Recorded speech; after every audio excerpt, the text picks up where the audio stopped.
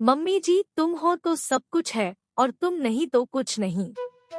क्या हुआ मेरी बिंदास चुलबुली बहन को? मम्मी ने बताया कि जब से ससुराल से आई हो बहुत उदास और खोई हुई हो।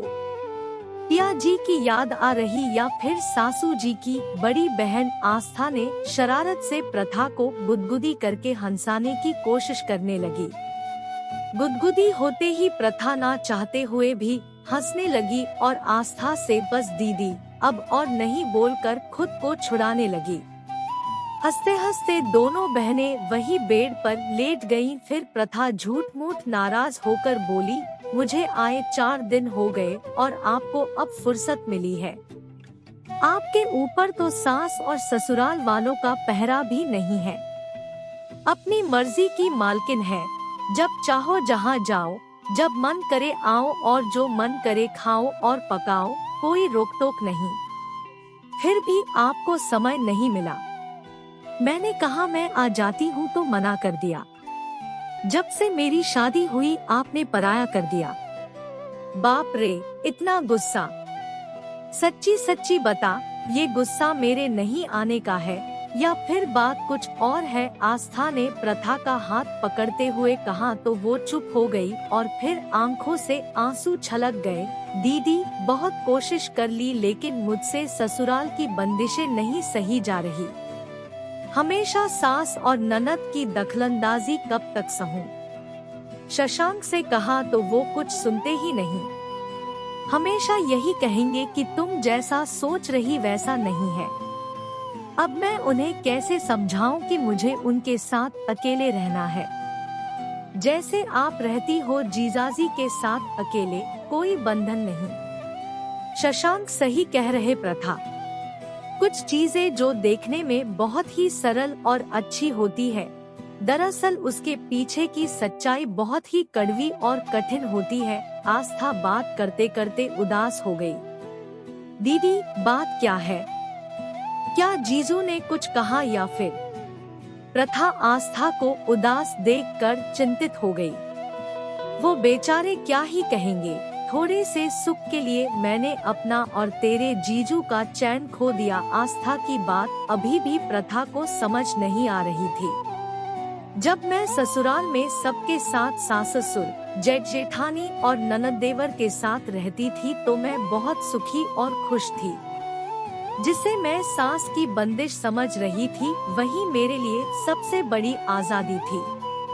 जब मैं सबके साथ रहती थी तो ससुराल में जब भी दरवाजे की घंटी बजती थी तो मुझे फिक्र नहीं रहती थी कि कौन आया। जब भी मुझे अनिल पति के साथ कहीं बाहर जाना होता या सिर्फ मुझे अकेले अपने दोस्तों के साथ जाना होता था तो बच्चों की चिंता नहीं रहती थी। घर में सभी थे उनकी देखभाल के लिए। घर का राशन और जरूरी सामान खत्म होने की भी चिंता नहीं थी। मम्मी जी या जेठानी जी सब देखकर लिस्ट बना देती थी और पापा को दे दिया जाता था। घर में कोई बंदिश या किसी चीज की मनाही नहीं थी। बस मम्मी जी यही चाहती थी कि देर रात तक घर से बाहर मत रहे। सभी लोग रात का खाना एक साथ डाइनिंग टेबल पर खाएं और अपने दिन का हाल बताएं ताकि सभी एक दूसरे से भावनात्मक रूप से जुड़े रहें। लेकिन मैं भी तेरी ही तरह अपनी सहेलियों को आजादी से घूमते देखती तो जलन होती। फिर एक दिन मैं बिना बात के लड़खड़ कर अनिल और बच्चों के साथ किराए घर में शिफ्ट हो गई। अब मैं घर की मालकिन तो बनी नहीं लेकिन दरवाजा खोलने वाली चौकीदार जरूर बन गई। अब मैं और अनिल अकेले कहीं नहीं जाते और मैं भी सहेलियों के साथ चैन से पार्टी नहीं कर पाती क्योंकि बच्चों के स्कूल से आने का समय होता या उन्हें पढ़ाना होता और तू तो जानती है कि बच्चों को अकेले या आस पड़ोस में भी नहीं छोड़ सकते तो अक्सर पार्टियां छोड़नी पड़ती। लेकिन जब साथ में रहती थी तो किसी बात की चिंता नहीं होती थी। आस्था की बात सुनकर प्रथा को कुछ याद आया तो वो बोली, अच्छा इसलिए तुम कभी कभी मुझे बच्चों की देखभाल के लिए बुलाती थी? आस्था ने हाँ कहा और फिर बोली, पहले अनिल की सैलरी से मैं बचत कर लेती थी लेकिन अब महीना खत्म होने से पहले ही सैलरी खत्म होने लगती। मकान का किराया, बच्चों के खर्च, राशन पानी में ही सब खत्म हो जाता। जब से मैं अलग हुई हूँ ना अनिल और ना ही बच्चे कोई खुश नहीं है। दीदी, फिर आप वापस ससुराल क्यों नहीं चली जाती? प्रथा की बात पर आस्था फीकी सी हंसी।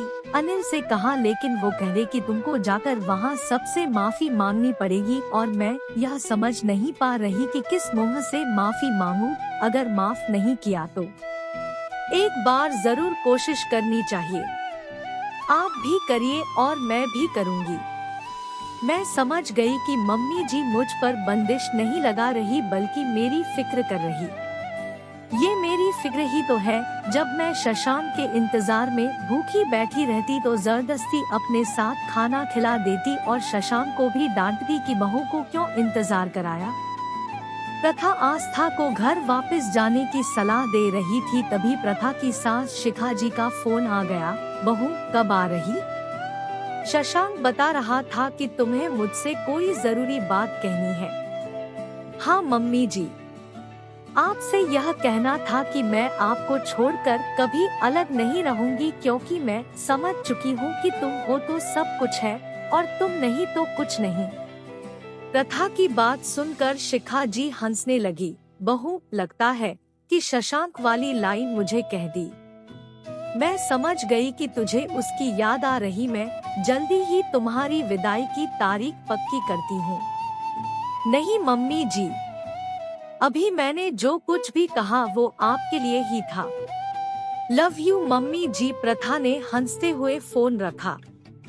देखा दीदी, इतना मुश्किल भी नहीं है। अब आप भी एक कोशिश करके देखिए। प्रथा ने आस्था का मोबाइल उसे पकड़ाते हुए कहा। आस्था ने भी अपने ससुराल में सभी बात की और अपनी गलती की भी माफी मांगी। उसके ससुराल वालों ने उसे दिल से वापस बुला लिया। बड़ों के साए में जिंदगी के थपेड़ों का एहसास भी नहीं होता। उनकी बंदिशों में ही आजादी होती है। सच तो यह है कि हम माँ बाप को अपने साथ नहीं रखते बल्कि हम उनके साथ रहते हैं। दोस्तों, आपको यह रचना कैसी लगी? कृपया अपनी प्रतिक्रिया जरूर दें तथा मेरी अन्य रचनाओं को पढ़ने के लिए मेरे YouTube चैनल को सब्सक्राइब अवश्य करें। यह कहानी कैसी लगी लाइक एंड कमेंट करके जरूर बताएं। दोस्तों, कहानी पर आपके लाइक और कमेंट का इंतजार रहेगा। धन्यवाद।